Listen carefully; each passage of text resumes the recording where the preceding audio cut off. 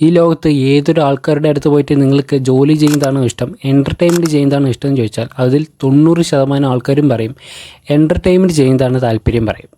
മിക്ക ആൾക്കാരും entertainment choose ചെയ്യാനുള്ള ഒരു മെയിൻ കാരണം നമ്മുടെ സ്ട്രെസ്ഫുള്ളായ ലൈഫിൽ നിന്നും ഒന്ന് ഡൈവേർട്ട് ചെയ്ത് മാറി നിൽക്കാനും നമ്മുടെ ജീവിതത്തിലെ സാധാരണയുള്ള റൊട്ടീൻ നിന്നൊന്ന് മാറി നിൽക്കാനും പിന്നൊന്ന് റിലാക്സ് ആവാനുമാണ്. ഈ എൻ്റർടൈൻമെൻറ്റ് എന്നൊരാശയം ഇപ്പോൾ വന്നതല്ല, ഇത് രാജാക്കന്മാരുടെ കാലഘട്ടം മുതലേ ഉണ്ടായിരുന്ന ഒരു സംഭവമാണ്. എന്നാൽ ആ എൻ്റർടൈൻമെൻറ്റ് ടി വിയുടെ രൂപത്തിലോ നമ്മൾ ഇപ്പോൾ ഉപയോഗിക്കുന്ന ഫോണിൻ്റെ രൂപത്തിലോ അല്ല. അത് നമുക്ക് ആർക്കും അത്ര പരിചയമില്ലാത്ത വേറൊരു രൂപത്തിലായിരുന്നു. നമ്മളിപ്പോൾ ഉപയോഗിക്കുന്ന ഈ ടെക്നോളജി എല്ലാം തൊട്ട് തീണ്ടാത്ത കാലത്ത് പണ്ടുള്ള ആൾക്കാരുടെ ഒരു മെയിൻ എൻ്റർടൈൻമെൻ്റ് ആയിരുന്നു ചൈൽഡ് മാരേജ്. ഈ ചൈൽഡ് മാരേജ് യൂട്യൂബ് ഗൈഡ് ലൈൻസിന് എതിരായത് കൊണ്ടും അതൊരു കോമൺ എൻ്റർടൈൻമെൻറ്റ് പ്രോഗ്രാമായി എടുക്കാൻ പറ്റാത്തത് കൊണ്ടും ഈ ചൈൽഡ് മാരേജ് എൻ്റർടൈൻമെൻറ്റ് എന്ന വിഷയത്തിൽ നിന്നും തൂക്കുന്നു. എന്നാൽ പണ്ടുള്ള ആൾക്കാരുടെ ഒരു കോമൺ ആയിട്ടുള്ള ഒരു എൻ്റർടൈൻമെൻറ്റ് എന്നത് നാടകങ്ങളായിരുന്നു. പിന്നെ ആ നാടകം എന്ന പ്ലാറ്റ്ഫോം കുറച്ച് മാറി അതൊരു തിയേറ്ററിൻ്റെ രൂപത്തിലായി. പിന്നെ അത് മാറി ഒരു ബ്ലാക്ക് ആൻഡ് വൈറ്റ് TV ആയി. പിന്നെ അതൊരു കളർ TV ആയി. പിന്നെ അതും മാറി ഇപ്പോൾ നമ്മൾ ഉപയോഗിക്കുന്ന സ്മാർട്ട് ഫോൺ രൂപത്തിൽ വരെ ആയിട്ടുണ്ട്. ഈ എൻ്റർടൈൻമെൻറ്റ് തുടങ്ങിയ കാലം മുതൽ ഇപ്പോൾ വരെയും എൻ്റർടൈൻമെൻറ്റ് പ്ലാറ്റ്ഫോം മാറിയതുപോലെ എൻ്റർടൈൻമെൻറ്റ് പ്രോഗ്രാമിൻ്റെ കണ്ടൻറ്റും മാറിക്കൊണ്ടിരിക്കുന്നുണ്ട്. എക്സാമ്പിൾ പറഞ്ഞാൽ ഫസ്റ്റ് നാടകം വന്നു, പിന്നെ TV സ്പോർട്സ് വന്നു, സീരിയൽ വന്നു, അതിൽ മ്യൂസിക് ഷോ വന്നു, അതിൽ ഡാൻസ് ഷോ വരെ വന്നു. പിന്നെ യൂട്യൂബിൽ ഇപ്പോൾ സെൽഫ് കണ്ടൻറ്റ് ക്രിയേറ്റേഴ്സുമാരും വന്നു. എന്നാൽ വിജയണ്ണൻ്റെ മൂവിയിൽ ഉണ്ണിക്കണ്ണന് ഒരു ക്യാമിയോ റോൾ കിട്ടിയാൽ നമ്മൾ എങ്ങനെ ഷോക്കാവോ അതേപോലെ ഷോക്കാവുന്ന കുറച്ച് ഇൻട്രസ്റ്റിംഗ് ആയ TV ഷോസിനെ പറ്റിയാണ് ഇന്ന് നമ്മൾ നമ്മുടെ ഈ പുതിയ വീഡിയോയിൽ സംസാരിക്കാൻ പോണത്. ക്യാൻഡി ഓർ നോട്ട് ക്യാൻഡി എന്ന ഈ ഷോയുടെ ഉള്ളടക്കം എന്താണെന്ന് വെച്ചാൽ ഒരു റൂം ഉണ്ടാവും. ആ റൂമിൽ പാൻറ് ഉണ്ടാവും, ഷർട്ട് ഉണ്ടാവും, ഷൂ ഉണ്ടാവും, ബെഡ് ഉണ്ടാവും, ടേബിൾ ഉണ്ടാവും, ചെയർ ഉണ്ടാവും, കമ്പ്യൂട്ടർ ഉണ്ടാവും, ഫാൻ ഉണ്ടാവും, മിക്സി ഉണ്ടാവും, ഗ്രൈൻഡർ ഉണ്ടാവും. അങ്ങനെ ഒരു റൂമിൽ എന്തൊക്കെയാണോ ആവശ്യം അതെല്ലാം ആ റൂമിലുണ്ടാവും. എന്നാൽ ആ റൂമിലുള്ള എല്ലാ സാധനങ്ങളും ഡബിൾ ആയിരിക്കും. ആ റൂമിലെല്ലാം ഡബിൾ ആയിരിക്കുമല്ലോ. അതിലൊന്ന് ഒറിജിനലും ഒന്ന് ചോക്ലേറ്റ് കൊണ്ടുണ്ടാക്കിയ ഡ്യൂപ്ലിക്കേറ്റും ആയിരിക്കും. ആ ഷോയിൽ പങ്കെടുക്കുന്ന ആൾക്കാർ കൈ ഉപയോഗിക്കാതെ അവിടെയുള്ള എല്ലാ സാധനങ്ങളെയും കടിച്ചു നോക്കണം. ചിലപ്പോൾ അവർ കടിക്കുന്നത് ഒറിജിനൽ സാധനങ്ങളെയായിരിക്കും, അല്ലെങ്കിൽ ചോക്ലേറ്റ് കൊണ്ടുണ്ടാക്കിയ സാധനങ്ങളായിരിക്കും. അപ്പോൾ കടിമൂത്ത് നിൽക്കുന്ന ആർക്കും ഈ ഷോയിൽ പങ്കെടുക്കാം. ചോക്ലേറ്റ് കടി. അടുത്തത് ഹൂ ഈസ് യുവർ ഡാഡി. മലയാളത്തിൽ പറഞ്ഞാൽ ആരാ നിന്റെ തന്ത. ഫോറിൻ രാജ്യങ്ങളിൽ എങ്ങനെ വേണമെങ്കിലും പ്രസവിക്കാലോ. അതായത് കല്യാണം കഴിഞ്ഞിട്ടും പ്രസവിക്കാം, കല്യാണത്തിന് മുമ്പും പ്രസവിക്കാം. അങ്ങനെ ചെറിയ പ്രായത്തിൽ തന്നെ പ്രസവിക്കുന്നവർ അവർക്ക് ആ കുട്ടിയെ വളർത്താൻ പറ്റില്ലെങ്കിൽ നമ്മുടെ നാട്ടിൽ ചെയ്യുന്നത് പോലെ കുട്ടിയെ എറിഞ്ഞു കൊല്ലുകയോ കുട്ടിയെ കുപ്പത്തൊട്ടിയിലിട്ട് പോവുകയോ അവിടെ ചെയ്യില്ല.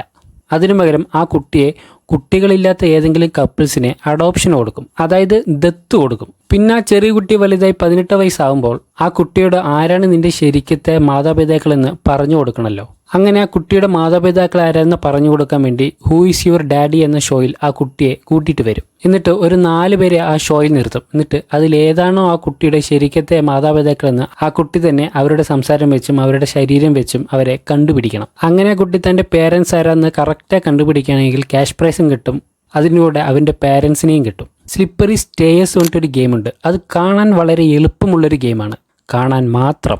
ഈ ഗെയിമിൽ പഴനി പടിക്കെട്ട് പോലെ ഒരു ലോഡ് സ്റ്റെപ്പുകൾ ഉണ്ടാവും. ആ സ്റ്റെപ്പിന്റെ മുകളിൽ ഒരു ട്രോഫി ഉണ്ടാവും. അതിൽ പങ്കെടുക്കുന്ന ആരെങ്കിലും ആ സ്റ്റെപ്പ് കയറി ആ ട്രോഫി എടുക്കണം, എന്നാൽ അവർ ജയിച്ചു.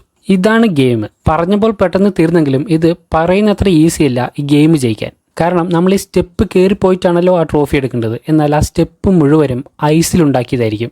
എന്നാൽ ആ ഐസ് നല്ല തണുപ്പായതുകൊണ്ടും നല്ല വഴുക്കലായതുകൊണ്ടും പെട്ടെന്ന് മേലെ കയറി ആ ട്രോഫി എടുക്കാൻ പറ്റില്ല. എന്നാൽ ആ ഗെയിമിൽ കുറച്ചും കൂടി ഇൻട്രസ്റ്റ് ആക്കാൻ വേണ്ടി ആ സ്റ്റെപ്പിൽ കുറച്ച് എണ്ണ കൂടെ ഒഴിക്കും. അങ്ങനെ എണ്ണയൊഴിച്ച് ഈ ഗെയിമിൻ്റെ ഇൻട്രസ്റ്റ് കൂട്ടുമ്പോൾ, അതായത് സ്ലിപ്പറി സ്റ്റെയർ എന്ന ഈ ഗെയിമിൻ്റെ ഇൻട്രസ്റ്റ് കൂട്ടുമ്പോൾ ഈ സ്റ്റെപ്പിൻ്റെ മുകളിലുള്ള ഏതെങ്കിലും ഒരുത്തൻ വീണാൽ മാത്രം മതി, ബാക്കി എല്ലാവരും കൂടി താഴെയെത്തും. പേഴ്സണാലിറ്റി TV ഷോ എന്നൊരു TV ഷോ ഉണ്ട്. ഈ ഷോ പെണ്ണ് കിട്ടാത്ത ആൾക്കാർക്ക് കാണാൻ പറ്റിയ ഷോ ആണ്. ആ ഷോയിൽ ഒരേ ഒരു പെൺകുട്ടി ഉണ്ടാവും, ബാക്കിയെല്ലാം ചെക്കന്മാരായിരിക്കും. ആ ഷോയിൽ പങ്കെടുക്കുന്ന 10-15 പയ്യന്മാരിൽ ഏതെങ്കിലും ഒരു പയ്യനെ ആ പെൺകുട്ടി ലൈഫ് പാർട്ട്ണറായി ചൂസ് ചെയ്യണം. ഇതാണ് ആ ഗെയിം. ഈ ഗെയിം ഈസിയല്ലേ ചോദിച്ചാൽ അല്ല. ആ പങ്കെടുക്കുന്ന എല്ലാ പയ്യന്മാരുടെ മുഖവും മാസ്ക് വെച്ച് കവർ ചെയ്തിട്ടുണ്ടാവും. ആ പയ്യന്മാരുടെ മുഖം മാസ്ക് വെച്ച് കവർ ചെയ്തത് കൊണ്ട് തന്നെ ആ പെൺകുട്ടി ആ പയ്യന്മാരുടെ മറ്റേത് കണ്ടിട്ടായിരിക്കണം ചൂസ് ചെയ്യേണ്ടത്. തെറ്റിദ്ധരിക്കേണ്ട, ആ പയ്യന്മാരുടെ മനസ്സ് കണ്ടിട്ടായിരിക്കണം ആ പെൺകുട്ടി ഒരാളെ ചൂസ് ചെയ്യേണ്ടത്. ലവ് അറ്റ് ഫസ്റ്റ് സൈറ്റ് എന്നൊരു സംഭവം കേട്ടിട്ടില്ലേ? ഫസ്റ്റ് നൈറ്റ് അല്ല, ഫസ്റ്റ് സൈറ്റ്. എന്നാൽ അതിലും കുറച്ച് വ്യത്യസ്തമായി മാരീഡ് അറ്റ് ഫസ്റ്റ് സൈറ്റ് എന്നൊരു TV ഷോ ഉണ്ട്. ഇതും നമ്മളെപ്പോലെ പെണ്ണ് കിട്ടാത്തവർക്ക് കാണാൻ പറ്റിയ ഷോ ആണ്. എന്താണ്, കുറച്ച് കുറച്ച് മനസ്സിൽ സങ്കടം വരും. ഈ ഗെയിമിൽ 6 ആൾക്കാർ പങ്കെടുക്കും. അതിൽ 3 പുരുഷന്മാരും 3 സ്ത്രീകളും ആയിരിക്കും. അവരിൽ ഒരു ഗേൾ ഒരു ബോയ് എന്ന രീതിയിൽ കപ്പിൾസാക്കി മാറ്റും. അങ്ങനെ ആ കപ്പിൾസാക്കിയ ആൾക്കാർ ഒരു മാസം മുഴുവൻ മൂവിക്ക് പോവും, പിക്നിക്കിന് പോവും, ഡിന്നറിന് പോവും, ഒരേ വീട്ടിൽ താമസിക്കും, അങ്ങനെ എല്ലാം ചെയ്യും. എന്നാൽ ഇവർ കാണിക്കുന്ന എല്ലാ കാര്യങ്ങളും ടി വിയിൽ ടെലികാസ്റ്റ് ആവും. എല്ലാം ടെലികാസ്റ്റ് ചെയ്യില്ല, സെൻസർ ചെയ്യേണ്ട കാര്യങ്ങളെല്ലാം സെൻസർ ചെയ്തിട്ടായിരിക്കും ടി വിയിൽ ടെലികാസ്റ്റ് ആക്കുക. അങ്ങനെ നീണ്ട ഒരു മാസത്തിന് ശേഷം ആ കപ്പിൾസിൻ്റെ അടുത്തിൽ ഒരു ലോയറും വരും, ഒരു പള്ളിയിലച്ഛനും വരും. പിന്നെ ആ റിലേഷനിൽ അവർക്ക് തുടരാൻ താല്പര്യമുണ്ടെങ്കിൽ ആ പള്ളിയിലച്ഛനെ കൊണ്ട് പറഞ്ഞ് ഇവർക്ക് കല്യാണം കഴിക്കാം. ഇനി അവർക്ക് ആ റിലേഷനിൽ തുടരാൻ താല്പര്യമില്ലെങ്കിൽ ആ ലോയറിനെ കൊണ്ട് പറഞ്ഞ് അവർക്ക് ഡിവോഴ്സും മേടിക്കാം.